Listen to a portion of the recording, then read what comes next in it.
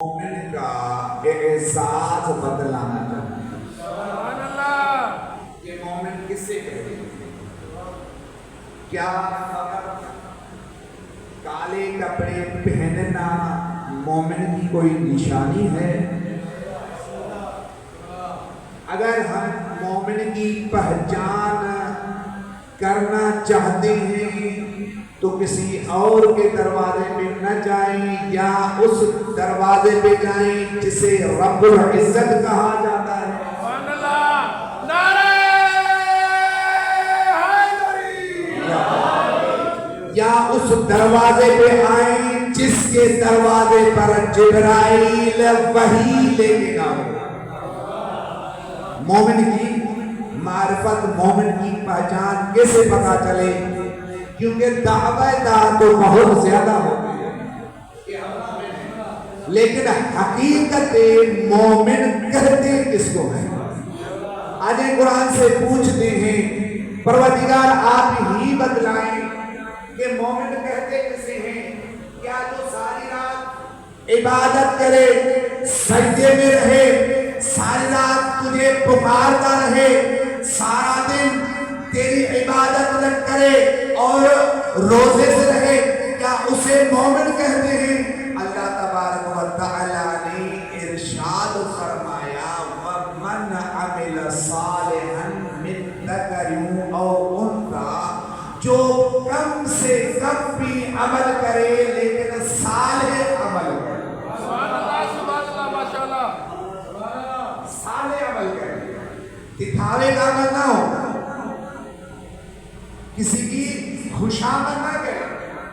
تنہائی میں جب کوئی نماز پڑھے، جیسے پولیس پیچھے پڑی ہوئی ہے، اور اگر کوئی بندے دیکھنے کے لیے آ جائیں، نماز پڑھتا ہو، پیروں کا آواز آیا کہ کسی کے آنے کی آواز آ رہی ہے، اب وہ جو تیز نماز پڑھ رہا تھا اب اس نے نماز آہستہ آہستہ پڑھنا شروع کیا۔ کیا اسے مومن کہتے ہیں؟ اور یہ عمل جو یہ بندہ کر رہا ہے، تنہائی میں فرض نماز پڑھ رہا ہے، لیکن جب کوئی اور لوگ دیکھ رہے ہیں، لوگوں کو دکھاوا کرنے کے لیے وہ آہستہ آہستہ نماز پڑھ رہا ہے۔ میں نے روایت میں پڑھا ہے اس لیے نماز قیامت کے دن ان کے منہ پہ لگا دی جائے گی۔ واہ صحیح، واہ واہ صحیح، واہ۔ اس عمل کر رہا ہے تو کون ہے مومن؟ اب قرآن فرما رہا ہے وَمَنْ عَمِلَ صَالِحًا مِنْ ذَكَرٍ أَوْ أُنْثَىٰ وَهُوَ مُؤْمِنٌ، تھوڑا سا عمل کر رہا ہے لیکن خلوص نیت کے ساتھ، اس کی نیت صاف ہے، اس نے کسی مومن کی دل آزاری نہیں کی، کسی مومن کو رنجیدہ نہیں کیا، کوئی مومن اس سے ناراض نہیں ہے، خلوص نیت کے ساتھ وہ اللہ تبارک و تعالیٰ کی بارگاہ میں آگے، اللہ تبارک و تعالیٰ کے آگے وضو کر کے خضوع و خشوع کے ساتھ نماز صالح انجام دیتا ہے، عمل صالح انجام دیتا ہے، چاہے وہ مرد ہو یا عورت ہو۔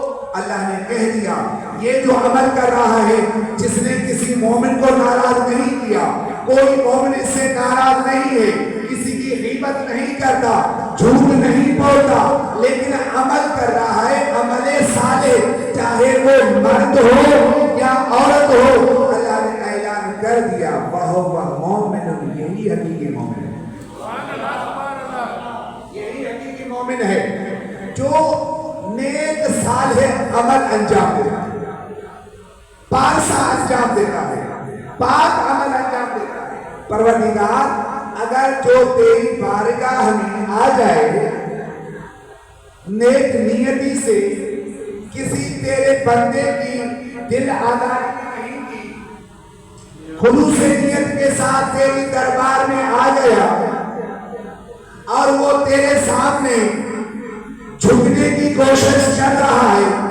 اس عبادت کے بدلے میں آپ اسے دیتے کیا ہے؟ تھوڑا موضوع بہت بہترین موضوع ہے، مزیدار موضوع ہے۔ پروردگار جو تیرے سامنے جھک رہا ہے، خلوص نیت کے ساتھ تیری دربار میں آیا ہے، کوئی اسے ناراض نہیں ہے، کوئی بندہ تیرا اسے ناراض نہیں ہے، عبادت تیری کرنے آیا ہے، تو پروردگار اس عبادت کے بدلے میں اسے دیتا کیا ہے؟ اللہ تبارک و تعالیٰ فرماتا ہے فَهُوَ مُؤْمِنٌ، وہ سب سے پہلے میں جو انہیں لقب دیتا ہوں اسے مومن بنا دیتا ہوں۔ پہلا انعام کیا ہے اس کے لیے کہ میں اسے مومن بنا دیتا ہوں۔ ٹھیک ہے پروردگار، تم نے اسے مومن بنا دیا، اور کیا دیتے ہو؟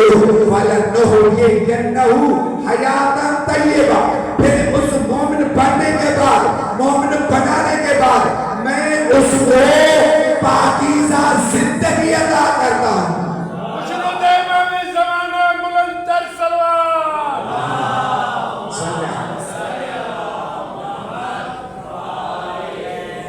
سمجھ میں آ رہی ہے نا؟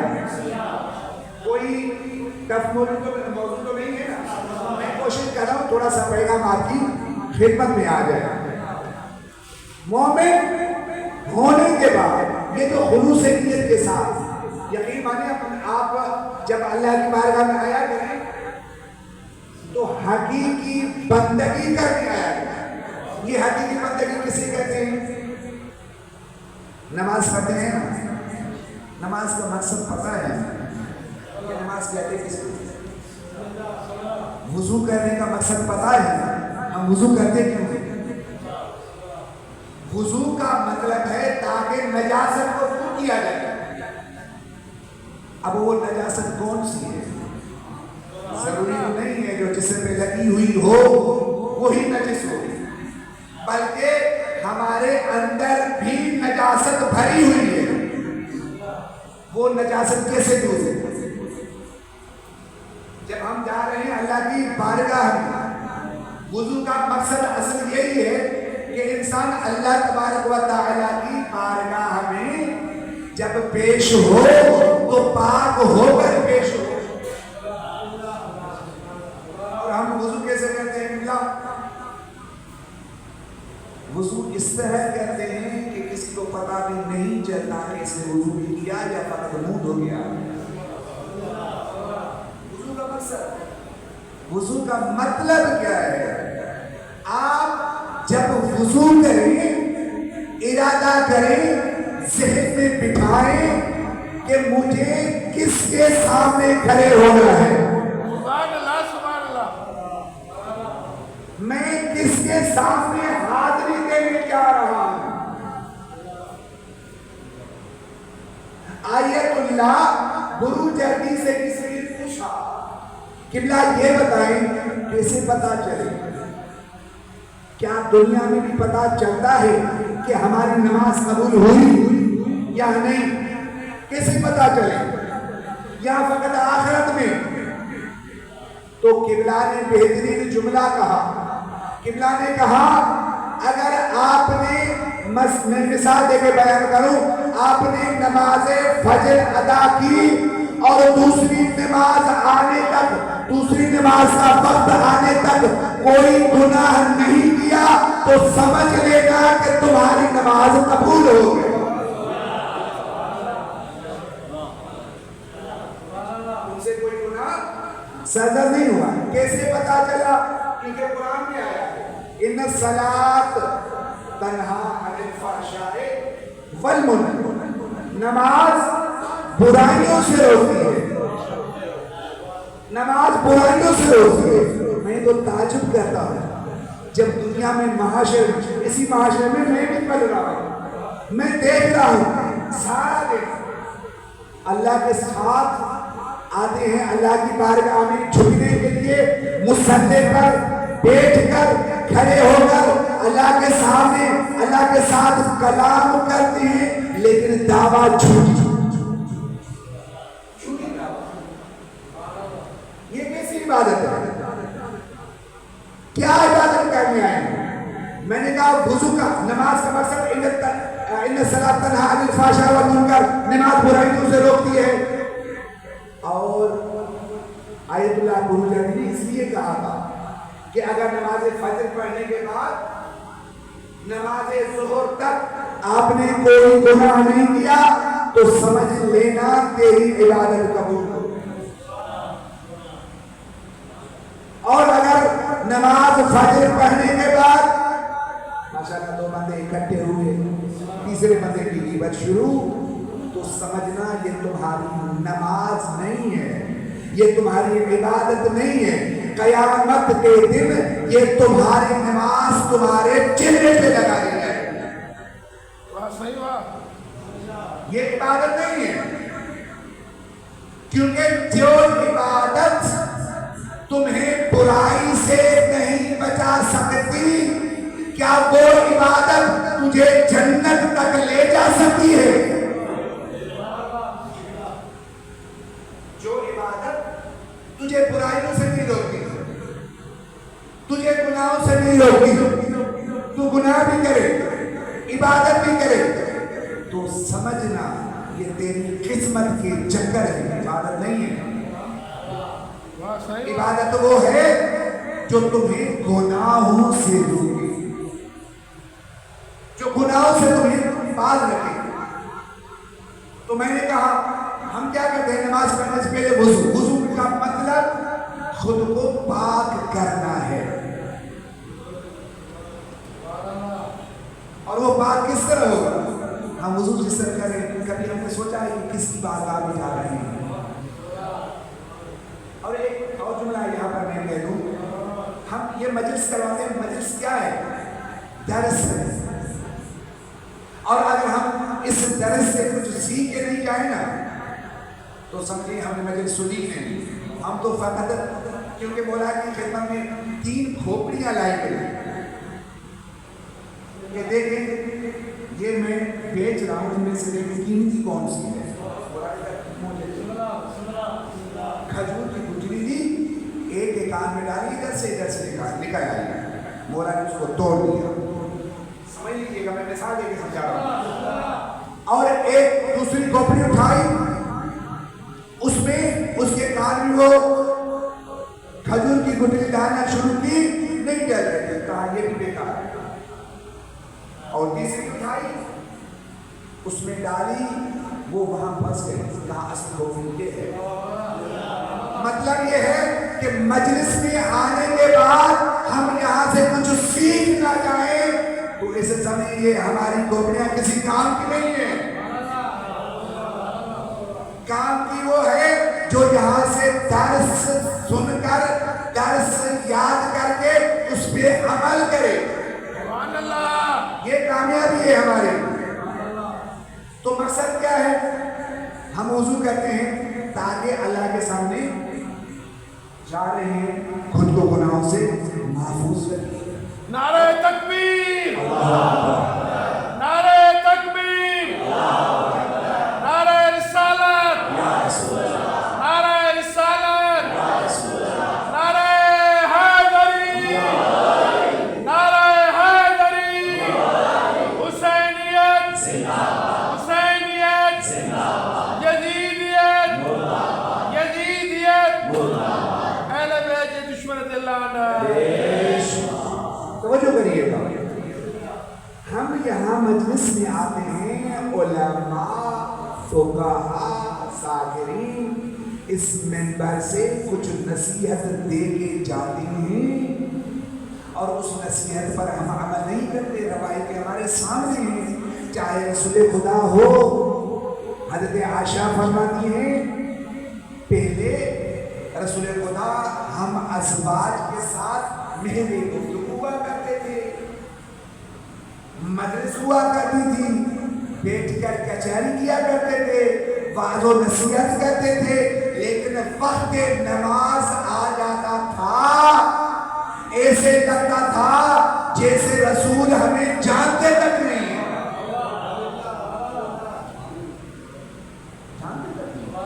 اور ہم کیا کرتے ہیں؟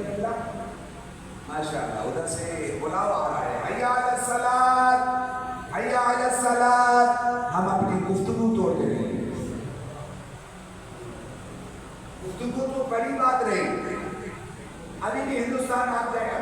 سا ماحول چینج ہو گیا. پہلے کیا ہوتا تھا؟ اگر ہندوؤں کی عبادت کے وقت کسی مسلمان کے گھر میں کوئی گانا چلتا تھا قتل و غارت ہوا کرتی تھی, خون ریزی ہوا کرتی تھی کہ بھائی اب ہماری عبادت کا وقت ہے اور تم گانے چلا رہے ہو. اور اسی طریقے سے اگر مسلمانوں کی عبادت کا وقت ہو جائے, اگر ہندوؤں کے گھروں سے سونگ کا آواز آ جائے پھر قتل و غارت شروع ہوتے تھے. بھائی اب ہماری عبادت کا وقت ہے. لیکن میں تو یقین مجھے افسوس ہوتا ہے, ہم پاکستان مملکت اسلامیہ میں رہتے ہیں لیکن آزان کا وقت ہوتا ہے ہمارے گھروں میں ٹیلی ویژن میں سونگ چل رہے ہوتے ہیں, موویز چل رہی ہوتی ہے, فلمی چل رہی ہوتی ہیں, گانے چل رہے ہوتے ہیں.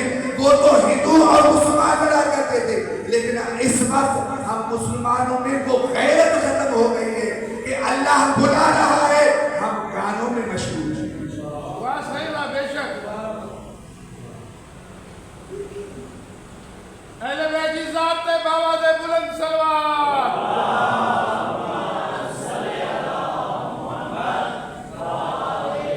کیا کر رہے ہیں, کیا کر رہے ہیں؟ ہم خود کو یقین مانے کل نفس ذائقۃ الموت, ہر ایک نے مرنا ہے. کوئی کہے کہ میں نہیں مرنا, سب نے مرنا ہے, سب نے حساب دینا ہے. کم از کم میں تو یوں کہوں گا کہ کم از کم ایسا عمل کر کے جا کہ کم از کم اپنے آقاؤں کے سامنے شرمندگی محسوس محسوس نہ ہو. اس عمل سے میں نے کہا وضو کرتے ہیں. ہم نے رسول اللہ کو, میں نے ابھی حدیث پڑھی, حضرت عائشہ فرماتی ہے ویسے محرے گفتگو ہوا کرتے تھے رسول اللہ, لیکن نماز کا وقت ہو جاتا ایسے لگتا جیسے میں جانتا تک نہیں. اور مولا کائنات وضو کرتے تھے, چہرے کا رنگ زرد,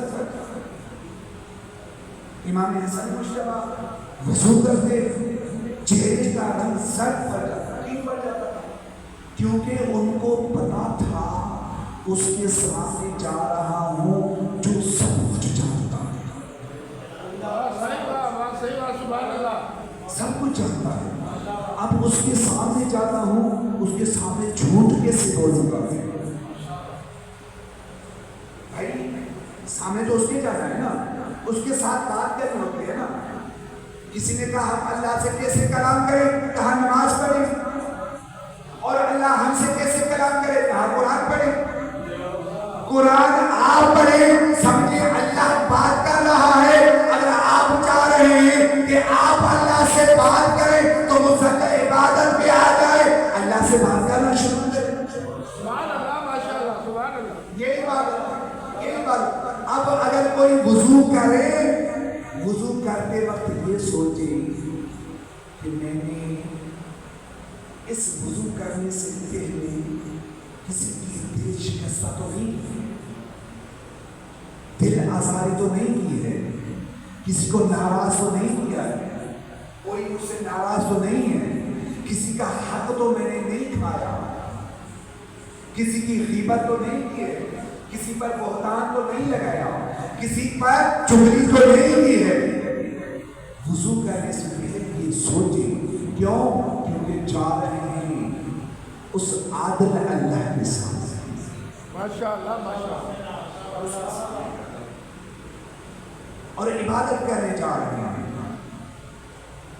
جب آپ وضو صحیح طریقے سے, آپ وضو کرنے سے پہلے یہ ضرور سوچیں, یہ وضو کر رہا ہوں کس کے سامنے جاؤں گا, وضو کر رہا ہوں کس کے ساتھ بات کروں گا, وضو کر رہا ہوں وہ اگر مجھ سے پوچھے کیوں آئے ہو کیا بتاؤں گا. وضو کرنے سے پہلے یہ سوچیں کہ جب میں اس کی بارگاہ میں جا رہا ہوں, اس نے مجھ سے پوچھ لیا یہ بتائیں میرے بندے کے ساتھ کس لہجے میں بات کی, کیا جواب دیا. واہ صحیح بات, ماشاء اللہ, ماشاء اللہ. سوچیں, یقین مانیں, ہم نے عبادت کو بس آسان سمجھ لیا, آسان. وضو کیا پر پتہ نہیں پانی لگا اس نے لگا صحیح طریقے سے وضو کیا نہیں کیا اللہ کی بارگاہ میں آئے اللہ اکبر مانا ہی پتہ نہیں اللہ اکبر کی مانا کیا ہے قربت اللہ کی مانا کیا ہے بسم اللہ الرحمن الرحیم کی مانا کیا ہے الحمدللہ رب العالمین کی مانا کیا ہے الرحمن الرحیم کی مانا کیا ہے یہ کیسی عبادت کرنے آئے ہیں عبادت اگر دیکھنی ہے عبادت کا طریقہ سمجھنا ہے نا کسی اور کے دروازے میں نہ جاؤ دروازہ اہل بیت کے دروازہ ماشاءاللہ ماشاءاللہ عبادت ہے دیکھیے وہ کس طرح عبادت کر رہے ہیں اذا قامت الرکعتان مولا فرماتے ہیں جب تم یہ جان کر کہ تم کس کے سامنے کھڑے ہو کریے گا اس حدیث کو یہ جان کر تم کس کے سامنے کھڑے ہو اور کس کے ساتھ باتیں کر رہے ہو یہ جانتے ہوئے کیا باتیں کر رہے ہو یہ جانتے ہوئے آپ 2 رکعت ہی نماز پڑھیں تو فقط یہ آپ کی 2 رکعت آپ نماز نہیں پڑھتے فَإِنَّ جَسَدَهُ وَثِيَابَهُ وَكُلَّ شَيْءٍ حَوْلَهُ يُسَبِّحُ اللَّهَ بلکہ جب تم جان کر کہ تم نے وضو کیا اس کے سامنے جا رہا ہوں اللہ اکبر کہا اس کے سامنے جا رہا ہوں جو کچھ پڑھ رہا ہے اس کے سامنے اس کی تسبیح و تقدیس کر رہا ہے یہ جانتے ہوئے پروردگار کی بارگاہ میں آپ پہنچا ہوں جب یہ تم عبادت کرتے ہو تو امام فرماتے ہیں یہ فقط تم عبادت نہیں کرتے ہیں تم عبادت نہیں کرتے ہو فَإِنَّ جَسَدَهُ بلکہ پورے کا پورا جسم تمہارا وَثِيَابَهُ یہ پورے کے پورے کپڑے تمہارے وَكُلَّ شَيْءٍ حَوْلَهُ جو بھی تمہارے ارد گرد چیزیں ہیں چاہے وہ دیوار ہو چاہے وہ پنکھے ہو چاہے یہ مصلی ہو چاہے خاک شفا ہو چاہے تسبیح ہو یہ تمام کی تمام اشیاء تمہاری عبادت کی وجہ سے اللہ کی تسبیح و تقدیس کرتی ہے سبحان اللہ ماشاءاللہ یعنی کیا اللہ اکبر تم نے بھی کہہ دیا تسبیح بھی کہہ دیا مصلی نے بھی کہہ دیا جسم نے بھی کہہ دیا ہاتھ نے بھی کہہ دیا پیروں نے بھی کہہ دیا آنکھوں نے بھی کہہ دیا کانوں نے بھی کہہ دیا یعنی تسبیح نے بھی کہہ دیا خاک شفا نے بھی کہہ دیا جسم نے کہہ دیا لباس نے کہہ دیا یعنی فقط تم اللہ کی تسبیح نہیں کر رہے بلکہ جو چیز تمہارے ارد گرد موجود ہیں خلوص نیت کے ساتھ اللہ کی بارگاہ میں آ گئے ہو تمام کی تمام چیزیں اللہ کی تسبیح کریں سبحان اللہ نعرہ حیدری صرف اتنا بتائیں کہ یہ عبادت کتنی محبوب ہوگی اللہ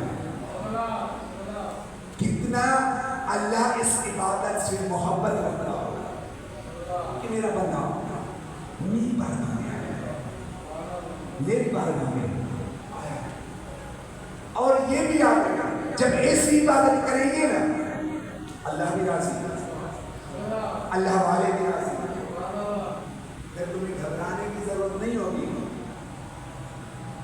پھر تمہیں گھبرانے کی ضرورت نہیں ہوگی یاد رکھیے گا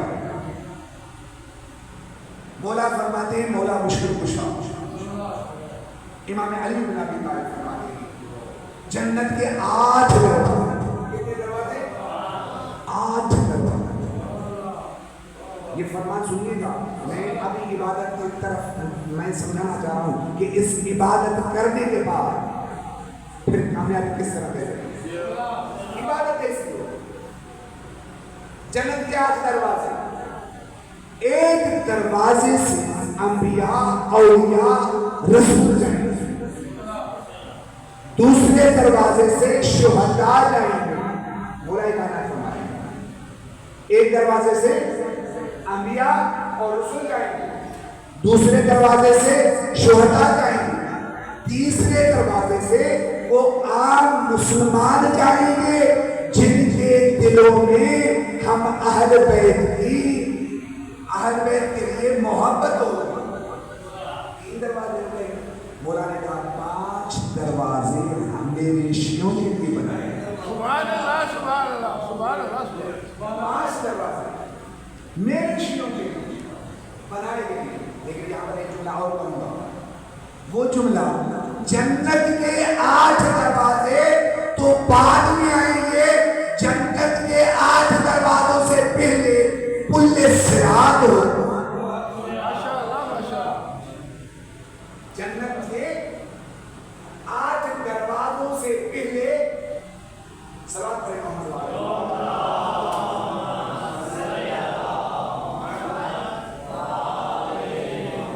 وہ تو دروازے تک جب تک پہنچے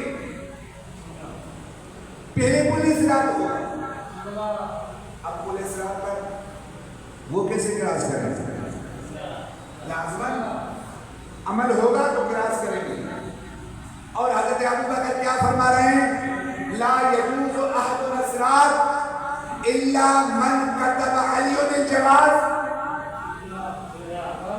وہ جس کے پاس علی کی سند نہیں ہوگی وہ پل صراط سے کراس کر ہی نہیں پائے گا. یعنی علی کی سند ہونا لازمی ہے. جنت تک تب پہنچے گا, جنت کے دروازوں تک تب پہنچے گا, پہلے پل صراط کراس کرنا پڑے گا. لیکن پل صراط پر کچھ چوکیاں ہیں. واہ ماشاءاللہ. کیا ہوتا ہے اگر ایران کے بارڈر سے کوئی ایسی چیز آ رہی ہے جو پاکستان کے قانون میں لانا منع ہے, اور وہ چوکیاں کراس کرتے کرتے کرتے 9 چوکیاں کراس کرتا ہے, لیکن ایک چوکی پر ضرور پکڑا.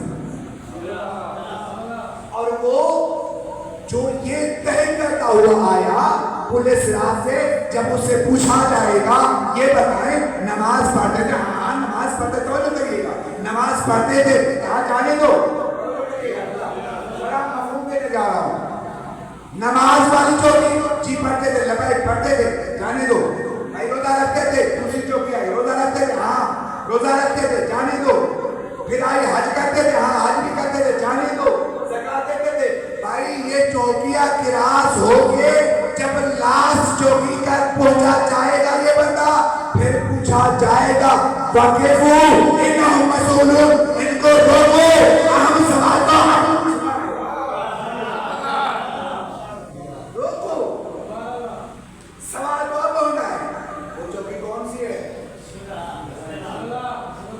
چوکی ہے ولایت علی بن ابی طالب. علی بن ابی طالب کے بارے میں سوال کیا جائے گا سے, محبت رکھتے تھے کہ نہیں؟ نماز پڑھتے تھے, کیا علی کی دل میں محبت تھی؟ روزہ رکھتے تھے, کیا علی کی دل میں محبت تھی؟ حج کرتے تھے, کیا علی کی دل میں محبت تھی؟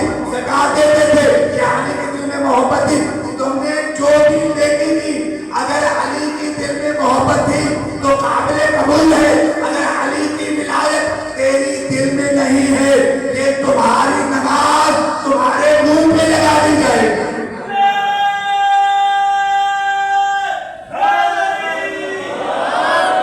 بات سمجھ میں آ رہی ہے نا؟ وکیلو انم مسئول, سوال کیا جائے گا. اب روکا گیا اس چوکی کے انچارج کو. بتاؤ اس چوکی کے انچارج کو, منور بھائی سمجھیے گا, اس چوکی جو لاسٹ چوکی ہے جس پر اللہ کا حکم آ گیا ہے وقف انہم مسئولون, روکو ان سے پوچھا جائے گا, اس چوکی کے انچارج کو علی بن ابی طالب کہتے ہیں. اس چوکی کے انچارج کو علی بن ابی طالب کہتے ہیں. اب علی کھڑا ہے چوکی کا انچارج. اب اتنا بتا دیں, قسم ہے آپ کو منور ندی بھائی, اتنا بتا دیں, علی بن ابی طالب کھڑا ہے اور سامنے پوچھے کون ہو. اگر ہم کہتے ہیں یا علی ہم آپ کے شیعہ ہیں, اور وہ کہتے کہ کون سی نشانی ہے تمہارے اندر کہ تم شیعہ ہے, بڑا چنا ہے. خدا ہم نے کبھی سوچا تک نہیں ہے. ہم دنیا والوں کے ساتھ جھوٹ بول سکتے ہیں، لیکن علی کے ساتھ کسی نے اگر علی نے پوچھ لیا کہ تم کون ہو، تم کون ہو، اور ہم کہیں گے علی ہم تو آپ کے شیعہ ہیں، اور وہ پوچھ رہے تمہارے اندر کون سی ایسی نشانی ہے کہ میں کہہ دوں، میں مان لوں کہ تم میرا شیعہ ہے، کیا جواب دیں گے؟ اگر اس نے پوچھ لیا اور وہ پوچھ رہے کیا تمہارے اندر میرے سلمان کی نشانی ہے، کیا تمہارے اندر میثم تمار کی نشانی ہے، کیا تمہارے اندر ابو ذر غفاری کی نشانی ہے، کیا تمہارے اندر بلال حبشی کی نشانی ہے؟ اگر وہ نشانیاں تمہارے اندر پائی جاتی ہیں تو تم میرے شیعہ ہو، اگر تمہارے اندر ان میں سے کوئی نشانی نہیں پائی جاتی تو تم دعوے دار ہو، شیعہ نہیں،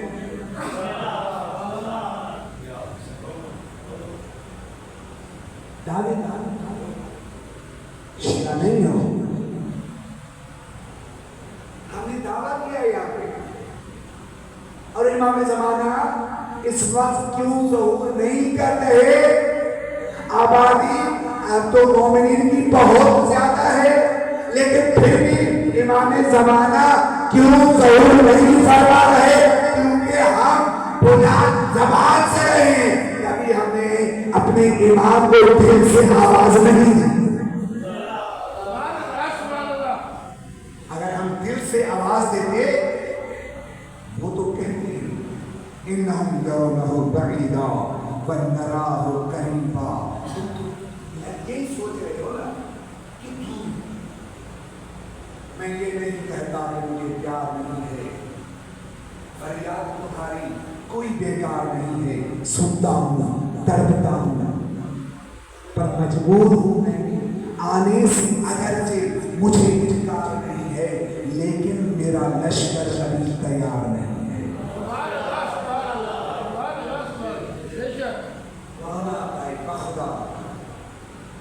ہمارا وقت کا امام ہمارا اعمال دیکھ کر ہوگا۔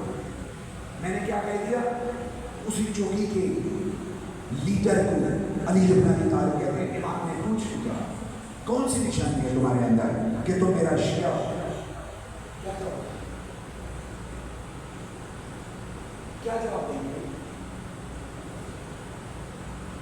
ہے ہمارے پاس کوئی ایسا جواب ہے؟ ہم کو جواب دیں بس یہ کالے کپڑے میں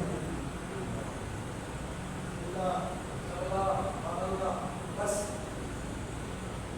اور ہم عبادت کریں، عبادت کیوں کر رہے ہو؟ اس لیے کیونکہ ہمیں جنت جانا، اور یہ یعنی لالچ والی دعوت۔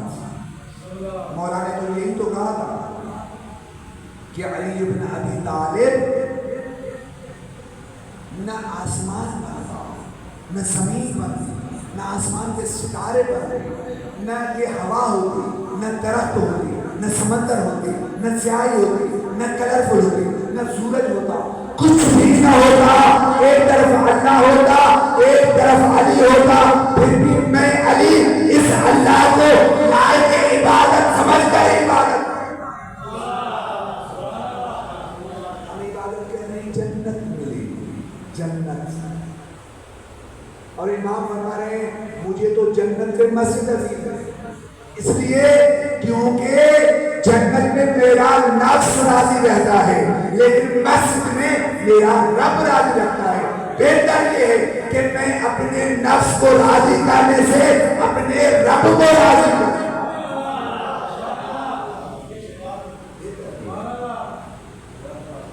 یہی عبادت یہی ہے، کامیابی یہی ہے۔ جس امام کو مانتے ہیں نا، قسم دوں گا آپ کو کہ اس امام کی بھی مانی، صرف اس کو مانی نہیں، اس کی بھی مانی۔ امام کہہ رہا ہے اٹھ جا تو اٹھ جا، امام کہہ رہا ہے سو جا تو سو جائے۔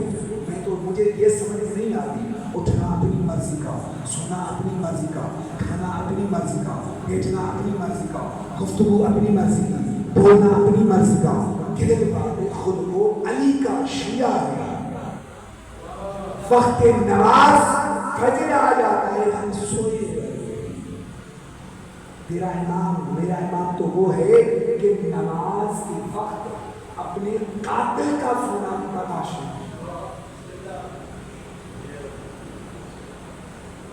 یہی بات کامیابی یہی ہے کہ ہم ایک شخص آگے کیونکہ مولا نے بہت ساری شیعہ اپنے ماننے والوں کی نشانیاں بتائی ہیں. ایک امام صادق عالم کی خدمت میں ایک شخص آیا, مولا کا ماننے والا تھا, مولا کے پاس آتا تھا, ہر سال حج کیا کرتا تھا, حج کر کے مکے سے مدینے آتا تھا, مدینے آ کے کچھ دنوں کے لیے امام صادق کے گھر میں رہتا تھا, مہمان بن کے امام کے گھر میں رہتا تھا. لیکن ایک مرتبہ اس مرد مجاہد نے کہا, مولا حج کرا رہا ہوں, آپ کے بچے بھی ہیں, آپ کی ازواج بھی ہیں, مجھے شرم آتی ہے کہ میں آپ کے گھر میں رہوں, آپ کے گھر میں رہوں, میری آواز تھوڑی سی بلند ہو جائے, میں چاہتا ہوں یہ میری دولت لے لیں, میرے لیے جہاں دل چاہے گھر خریدیں تاکہ میں جب بھی آ جاؤں سکون سے باہر رہ سکوں. سکون سے رہ سکوں. ہر سال وہ اگلے سال بھی آیا. جب آیا حج کر کے, بس میں آخری حدیث پر کے انشاءاللہ مسائل کی طرف آ جاؤں. آیا حج کر کے سیدھا مدینے میں. میرا پیغام پہنچ چکا ہے, جو مجھے پیغام دینا تھا میں نے پہنچا دیا. آیا آ کے مولا کی خدمت نے کہا, مولا میں آیا ہوں, میں نے پچھلے سال آپ کو پیسے دیے تھے, گھر خریدا آپ نے؟ کہا گھر خریدا ہے. مولا کہا ہے مجھے بتائیں تاکہ میں وہاں پہ رہوں. کہا آپ کا گھر خریدا ہے لیکن وہ آپ کا گھر جنت میں, آپ کا گھر جنت میں. مولا میں نے کہا تھا کہ میں حج کے لیے آ جاؤں گا اور میں ہر مرتبہ آپ کو تکلیف دیتا ہوں, آپ کے گھر میں رہتا ہوں, میں آپ کو اس تکلیف سے نجات دینے کے لیے آپ کو میں نے کہا کہ گھر خرید کر دیں. تو مولا نے کہا آپ نے کیا کہا تھا, جہاں دل چاہے, کیونکہ تو ہمارا ماننے والا ہمارا شیعہ ہے, اس لیے میں جعفر صادق نے تمہارے لیے جنت میں گھر خرید کر دیا.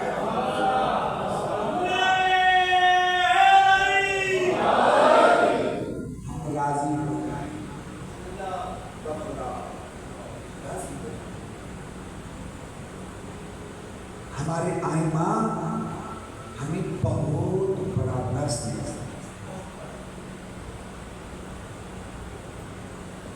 ہم نے کبھی سمجھا نہیں, اور اس طرح ہمارے ایمان کتنے مضبوط ہیں. کبھی ہم نے سوچا ہے کوئی ہمارے اوپر پریشانی آتی ہے, ہم آگے پکڑتے ہیں دامن غازی کے پاس, مولا ہماری دعا قبول نہیں ہوگی.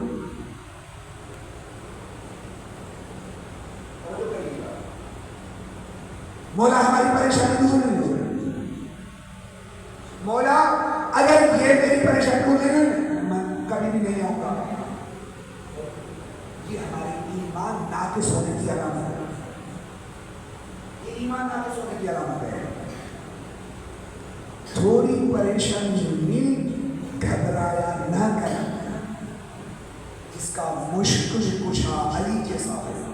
سبحان اللہ. پریشانی سے گھبرایا نہیں کرتے, دعا قبول نہیں ہوتی تو دعا کے مانگنے کا طریقہ پتہ ہے. میں نے پہلے بھی کہا ہم دعا پڑھتے ہیں, اب کیا ہے اللہم ارزقنا ایمانا صادقا ولسانا ذاکرا وقلبا خاشعا ولسانا ذاکرا. ہم یہ دعا پڑھتے ہیں, پڑھنے سے قبول نہیں ہوتی. دعا بھیک کی طرح مانگے, جس طرح بھیک مانگتے ہیں نا. آپ اس ویڈیو کو دیکھا کیا, اور چلو فقیروں کو نہ دیکھیں, اپنے گھروں میں جائیں, چھوٹے چھوٹے بچوں کو دیکھیں, اپنی کوئی بھی حاجت قبول کروانے کے لیے وہ گریہ ازاری کرتے ہیں، بابا مجھے کھانسی چاہیے، بابا یہ مجھے چیز چاہیے، نہیں دیتے وہ زمین پر لیٹ جاتے ہیں، روتے ہیں۔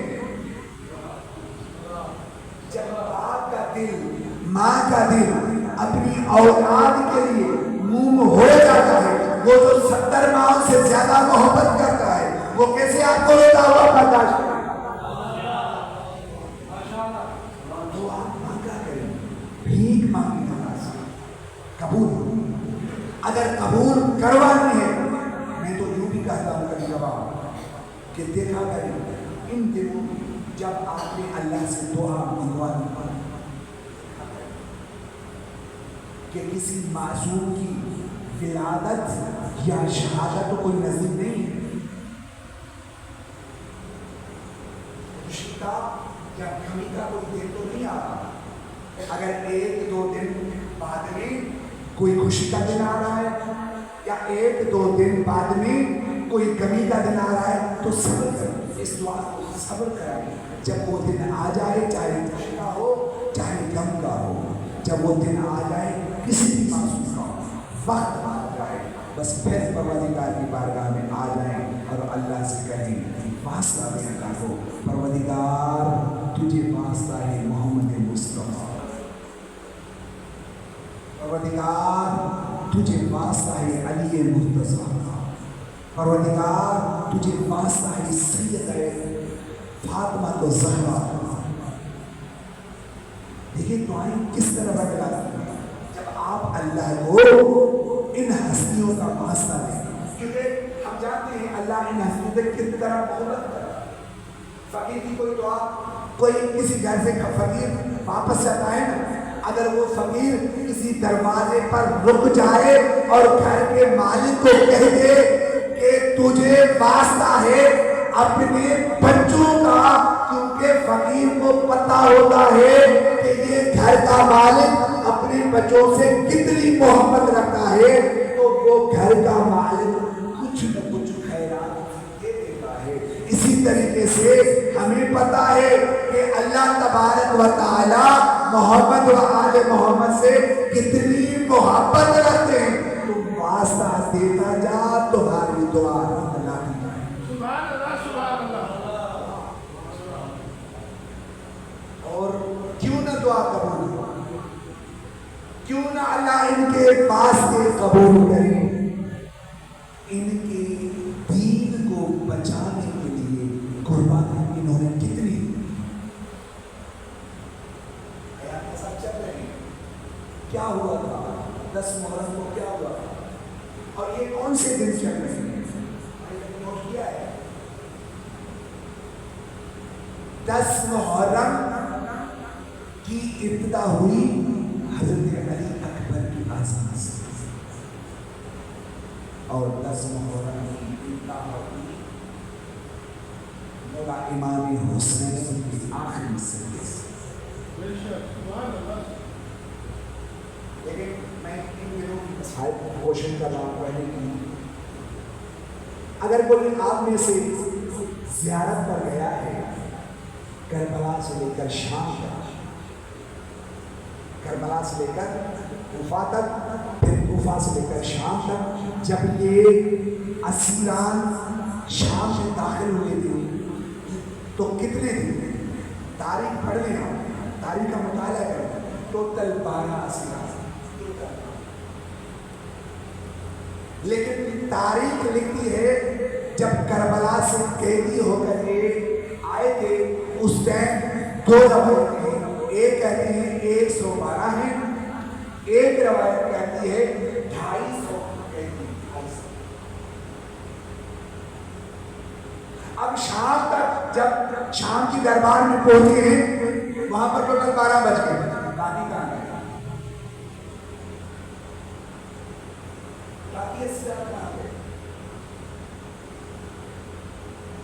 اونٹوں کے پلانوں پر بٹھائے گئے تھے، ننگے اونٹ، بازو بندھے ہوئے تھے، اور اونٹوں کو مرمالی یعنی دوڑایا جا رہا ہے انعام کی لالچ میں۔ وہ چھوٹے چھوٹے بچے تھے نا اونٹوں پر، وہ جیسے ہی اونٹوں کی پوچھ سے گرتے تڑپ تڑپ کر ان کی روح پرواز کر رہا ہے. کم روایت لیں، زیادہ نہیں لیں، زیادہ نہ لیں، کم والی روایت لیں. فقط 112 250 کی چھوڑ دیا، 250 کی چھوڑ دی، 112 کی روایت لیں. یعنی کربلا سے کوفہ، کوفہ سے شام تک 100 اسیران اونٹوں کی پشتوں سے گرے ہیں. اور وہاں پر ابھی بھی آپ جائیں گے نا، کوفے سے گزریں گے، کربلا اور شام کے راستے پہ چھوٹی چھوٹی قبریں آپ کو نظر آئیں گے. یہ ظلم ہوا ہے. یہ ہم مجلس جو کرواتے ہیں کیوں؟ تاکہ ہمیں تاریخ کا پتہ چلے کہ اس اسلام کو بچانے کے لیے اس اہل بیت نے کتنی قربانیاں دی. 100 میں نے کم کی روایت کی، 100 اسیران شہید ہوئے. ابھی بھی آپ گئے تو اس راستے پہ چھوٹی قبریں ملیں گی آپ کو، چھوٹی چھوٹی قبریں ملیں گی. وہاں آپ جائیں، اگر وہاں سے کوئی مسافر آتا تھا، کوئی لاش دیکھتا تھا تو ان کو دفن کر دیتا. یا اگر کوئی نزدیک کوئی بوٹ ہوتا تھا، گاؤں ہوتا تھا، اور وہ جب یہ قافلہ گزر جاتا تھا تو اس کے بعد جب وہ بوٹ والے نکلتے تھے تو نکل. اب یہ کیسے، اس روایت کا کیسے پتا چلا کہ واقعہ یہ واقعہ ہوا تھا کہ نہیں؟ کیسے پتا چلے کہ ایک مرتبہ یہ شام سے پہلے ایک مرتبہ نوکے نیزہ سے امام حسین علیہ السلام کا سر زمین پہ گر گیا. تاریخ لکھتی ہے اٹھا نہیں جا رہا تھا. ملعون شبر نے کیا تعزیہ نہ اٹھایا اور امام سجاد کو مارنے لگا کہ آپ کے بابا کا سر کیوں نہیں اٹھ رہا. اتنا مارا اس بیمار کو کہ امام سجاد لوگ کہتے ہیں بابا کیا وجہ ہے کہ تیرا سر اٹھ نہیں پا رہا؟ وجہ کیا ہے؟ امام حسین علیہ السلام کی سر سے آواز آنے لگی، وہ میرے سینے پہ سونے والی سکینہ پشت اونٹ سے گر گئی ہے. اللہ اکبر، اونٹ کی پشت گر گئی ہے. ہاں آزادہ، بس اتنا کہنا تھا، بس اتنا جیسے یہ آواز بی بی زینب کے کانوں تک پہنچی، یہ آواز بی بی ام کلثوم کے کانوں تک پہنچی. بیویوں نے اونٹوں کو بٹھایا نہیں، اونٹوں کی پشت سے خود کو زمین پہ گرایا. زمین پہ جیسے ہی گرایا اور اسی راستے پہ آواز دیتی چلی، سکینہ کہاں ہو سکینہ، آواز دے سکینہ. بس آواز دیتی آ رہی تھی. ایک مرتبہ کیا دیکھا کہ ایک سیاہ چادر والی بیوی ہے جو اسی راستے پر، جس کی گود میں وہ 4 سالہ بچی امام حسین کے سینے پہ سونے والی، اسی کی گود میں سو رہی ہے. بس جب دیکھا نا بی بی زینب نے، یہ کتب لکھتے ہیں، تاریخ لکھتی ہے، وہ بی بی بول رہی ہے، بی بی تم کون ہو؟ یہ بچی ہماری ہے، یہ بچی ہمیں دے دے. وہ بی بی رو کر کہتی ہے، زینب مجھے پہچان، میں تمہاری ماں زہرا ہوں، میں بقیہ سے آئی ہوں. جب یہ جملہ سننا تھا، بی بی زینب نے ماتم کرنا شروع کرا. بی بی نے رو